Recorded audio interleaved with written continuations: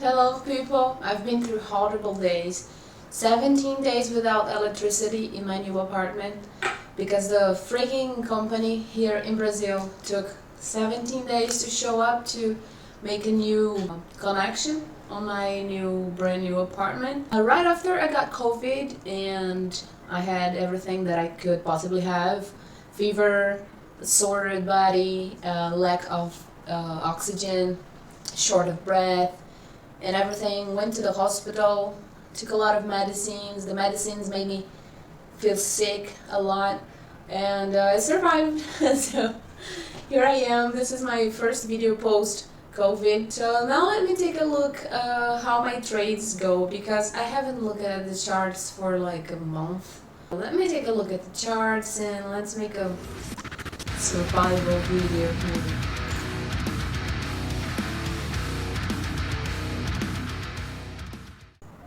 First of all, I'm happy to say that I'm mining Ethereum now using Flexible.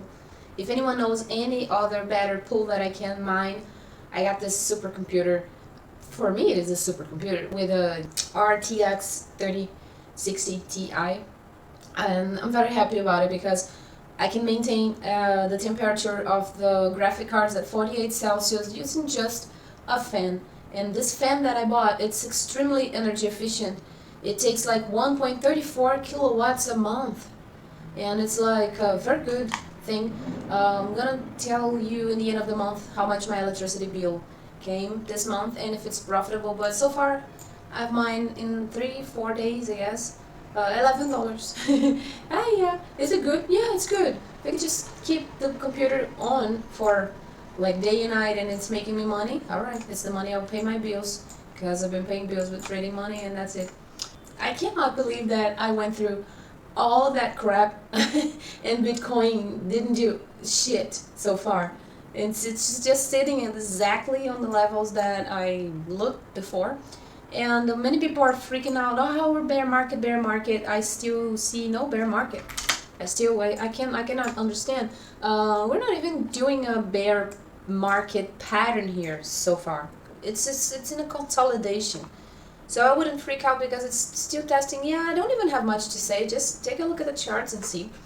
And what I want to do here is take a look at the Dixie, because what I was expecting the Dixie to do was exactly what it did. I said that it could go up a little bit, scaring everybody, scaring the markets, because it would test this diagonal trend line here.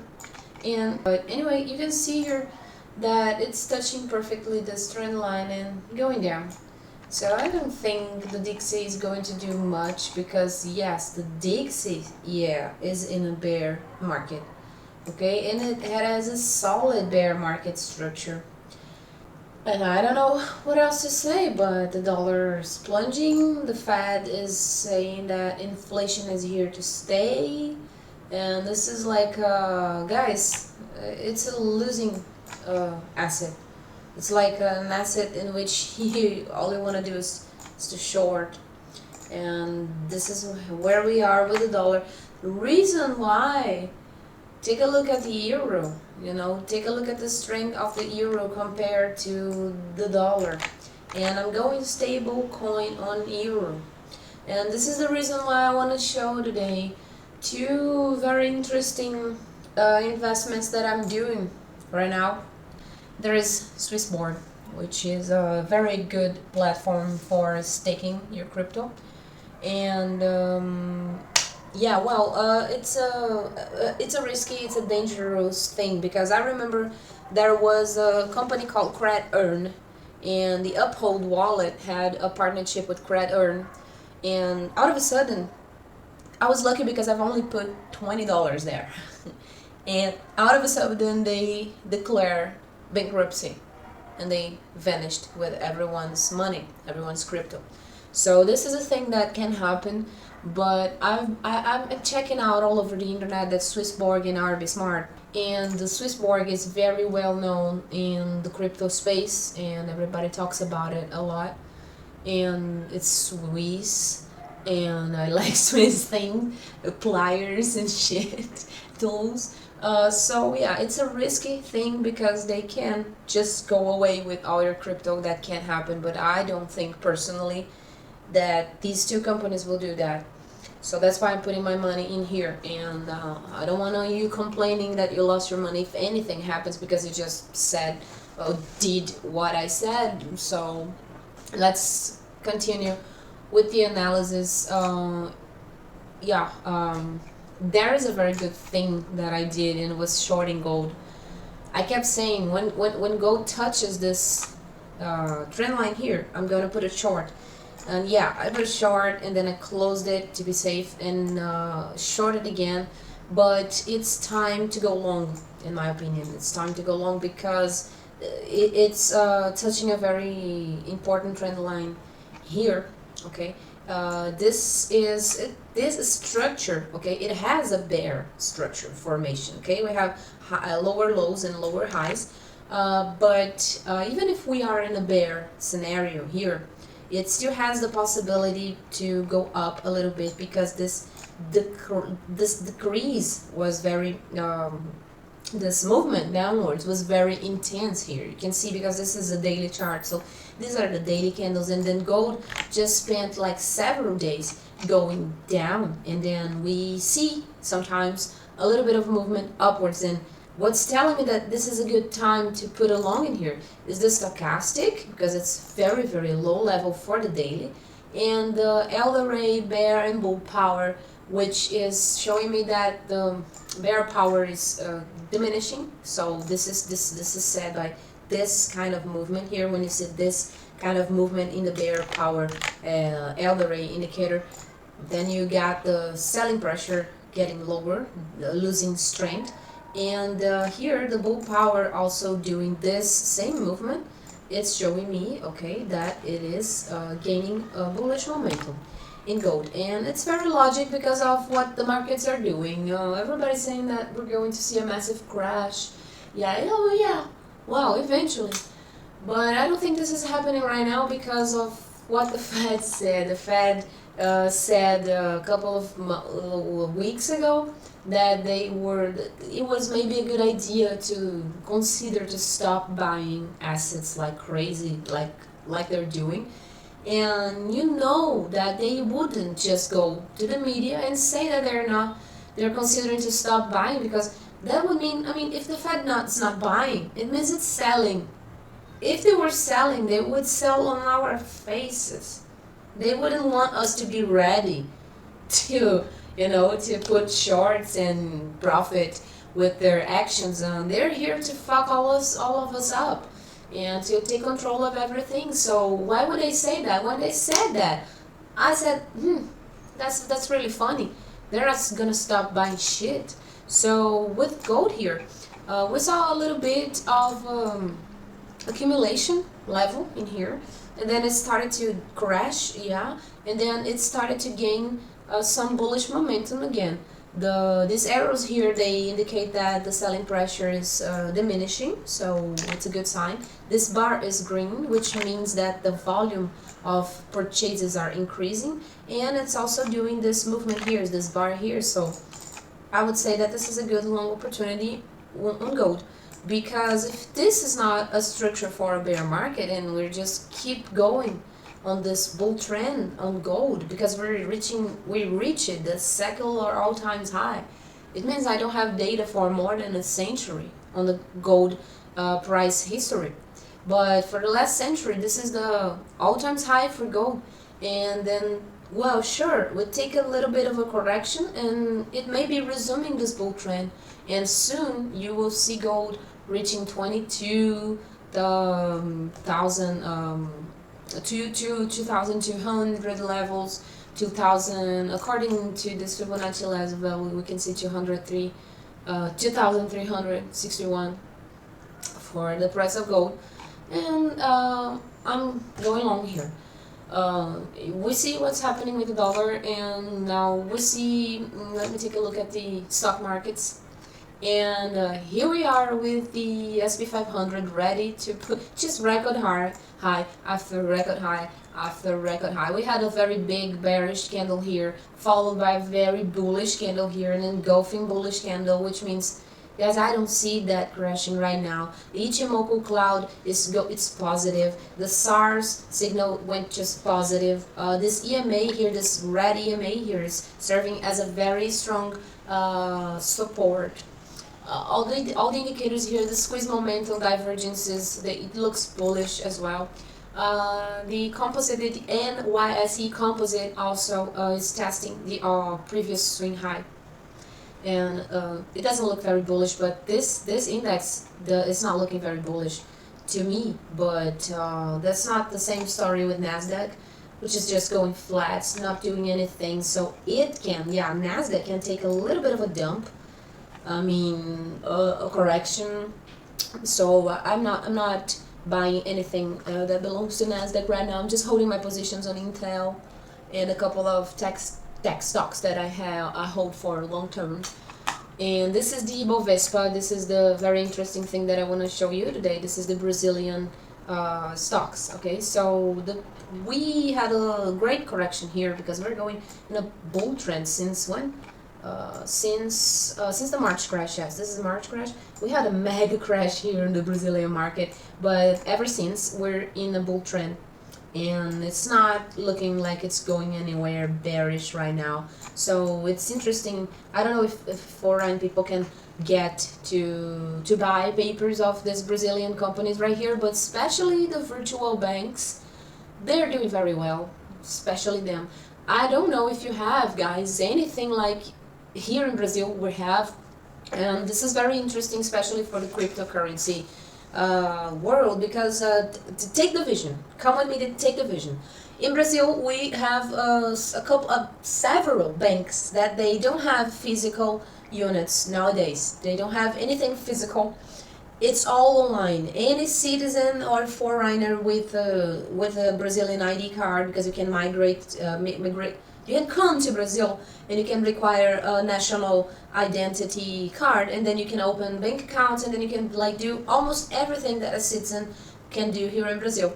And those banks, you can have an account on those banks easily. You just need to have your ID, and you can open an account, and you can send and receive money nationally.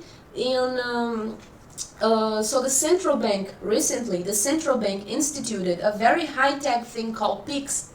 And the Pix is just a method of transferring money here in Brazil that you can associate a key to your bank account. And you can have multiple bank accounts and multiple keys. Your key can be an email, a phone number, your CPF, which is your ID number, and or random keys generated. And those keys, if they work like cryptocurrency addresses. You just put the key. I mean, if I want to send you money, and we both have Brazilian bank accounts, I said, okay, give me your Pix key. And then you give me, oh, my Pix key is my email. And your email is linked to your new bank account, which is a digital bank. And this transfers is going to take around 10 seconds to happen. And then it's done. And you pay no fees anymore to no banks. Okay, so Brazil is a pioneer, I guess, on this thing, and this is very interesting because it's putting the Brazilian markets and the Brazilian currency in another level. People here in Brazil do not need cryptocurrency except for sending money abroad, because sending money abroad, especially large sums of money, is an extremely complex thing still, and that can prospect. That is a good perspective for cryptocurrencies, is the international transfer of money. But as you can see with Pix here in Brazil, things are really changing, and this is a central bank thing to make the citizens' life easier. People are here saying, yeah, because they want to monitor us, etc., blah, blah, blah, but this is very helpful. This has been so helpful, especially to companies and for all the citizens to not need banks, to not need to pay fees for transferring money, and not we don't have to wait for we waited before a couple of days. Maybe if you transfer money 10 p.m. on a Friday, the person would only receive the money on the Monday around 10 a.m.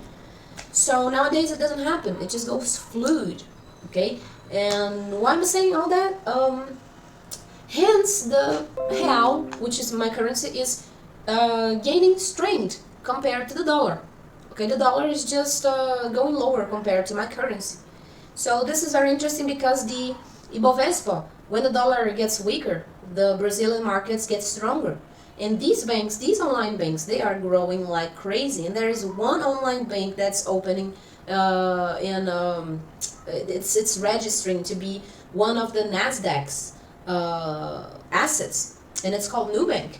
And I have an account on this bank. I was like one of the first clients, and as soon as they are listed, okay, as soon as they're listed on Nasdaq, I'm gonna buy their papers like a motherfucker. Okay, I don't give a shit. And many of those banks, Brazil, they share dividends. So if you buy papers of those companies, then you have dividends that gets to around 5 to 12% in a year. Okay, they share dividends. Very interesting. So moving on, trading tips. Let's see. All the altcoins are doing very, very bad. I don't short. I don't short cryptocurrencies. I don't know why. I don't feel safe. I don't feel secure. I want to take my hat and congratulations for everybody who shorted the top, but I don't have these balls to short cryptocurrency. And this is my way. I was waiting for going in Xiaomi, so I think Xiaomi that is finding a very good support level here, despite it looks a little bit bearish right now at the moment, but I think Xiaomi has a good future ahead. Okay, this company is incredible. Their products are incredible. I have a Poco phone, Xiaomi. My phone is a Xiaomi phone, and they're just absolutely amazing. Their products are made for lasting. I have this phone for more than 3 years, I guess, and it's a monster. People call it Xiao Monster, around. And they do not only make phones, they make like those robots that clean your house, and they're amazing. Their battery capacity is absurd. It's just like top-notch stuff. And there's also this trade that I have. It's not doing anything. Sometimes it just takes a lot of time, but people are starting to travel again in Europe. The European economy, so let me take a look at the main indexes worldwide. So we see South Africa on the red. We see Germany very well divided, but a lot of indexes in Europe, especially look at this gas, crude oil, is going up. It means people that it's their economy is recovering, okay? And we see Australia doing good. We see Canada doing good as well. South Korea doing good. United States, just like always, just mainstream. France, Holland. I don't know what's the Holland the name in English. Yeah, Hong Kong and everywhere. You see, but especially in Europe, people are starting to get vaccinated, and they're so hopeful with these vaccines. And actually, they don't have a lot of people like in India. In India, the COVID is attacking people, and then comes this black fungus and attacks people too, and people are losing part of their entire heads because the fungus goes to their eyeballs and the tongue, and it's just a horrible thing. But it's overpopulated, and European countries are not. And so on, the recovery is allowing people to travel again. So I made a long. I bought spot actually on this EasyJet company because I believe that it's a structure of its chart here. It looks bullish to me a little bit. We don't see volume coming, but I believe we will. And my stop loss is very tight, so if anything, I will lose a couple dollars, but that's the game. You win, you lose, that's it. Intel isn't doing anything. I have stop losses as well because I'm kind of scared of Nasdaq structure right now. What is it? Yeah. I'm kind of scared of Nasdaq structure. But overall, I don't see a major threat, especially, let me see, the US bonds, after this spike, look at this candle, this is just ridiculous. And after this spike on the bonds in America, we're going sideways, okay? So yeah, even the stochastic is in the middle of everything. And also, we had this look at this. It went. This is the RSI. So we had two bear divergences here, and it's going down again. So it was like, of course, Fed stuff, Fed action. Yeah, are we still going to see curve control? Oh my god. So people, yeah, most of my money is held in crypto, staking crypto everywhere on Binance, on KuCoin, everywhere. And what I'm doing with my stablecoin is going euro. Okay, so my stablecoin for now is going to be euro, not dollar, not USDT or anything like that. And I'm doing this investment on RD Smart and Swissborg. So let's see how everything goes. Very happy to survive. Let me take a look at Ethereum since I'm mining it. And Ethereum, what is it? Let me take a look at this volume indicator here. But looks good, looks decent. Yeah, everything looks like a big, major, freaking, insane correction. And I believe that cryptocurrencies are just something out of this world, and it's amazing what they mean and so on. It's a bull market still. Okay, I don't see the structure broken. So that's it. I'm kind of tired because actually I have an persisting headache for 4 days now. So that's it, people. I'm very happy to be back here. Thank you for my 40 subscribers, which are just so cool people. Man, I wouldn't believe that I would really make friends by doing like videos here and people saying your analysis is so good. It helps me. I mean, when I go and I see people saying that my analysis helped them, I go like, come on, this is scary. But it's so cool. Thankful for the internet. Oh, last thing that I wanted to show today is the stock to flow model. And a while ago, I said that we were right here when I said I don't think it looks very good, and it wasn't. It wasn't good. We took a mega dump here, but despite we are trading below this line here, we see that by the color that it has, it's according to the stock to flow market. We see this is a lighter orange going to yellow, and every time we go from orange to yellow, we see a very bullish price action on the stock to flow model. So this may be the case. So if this is the case, it means that this dump was nothing but a major correction, and I believe so. Okay, I believe so, but we did not trade below this this line here, but actually we did right here. Okay, so we're just like doing that again. So that means I'm bullish on whatever cryptocurrencies, and I'll keep them staked and waiting for them to pump like a motherfucker, and then I'm gonna sell them all, or maybe 75% of them, stake the rest, and that's my thing. So goodbye, everybody. Okay, this is it. Hope you never have COVID in your life. This is just terrible. This biological weapon that we're truly in a bio war here, and a lot of things are going on. Goodbye, people. Have a nice whatever.